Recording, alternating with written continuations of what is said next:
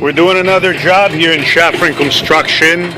We're doing a footing below a gate and a fence. As you can see, underneath the fence there are roots, and they penetrated into the fence and they started wobbling the fence, and now we are going ahead and we're excavating all the roots out, pouring a new footing, a foundation, and then we're going to place brick all over just below the fence along the perimeter.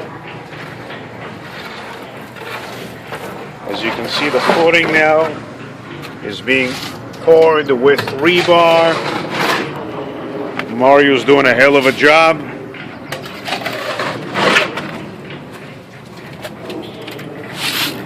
And we're pouring. We are currently, which city is this?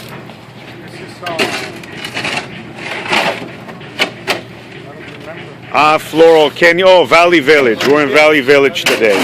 Okay, so just so the folks can know where we're at.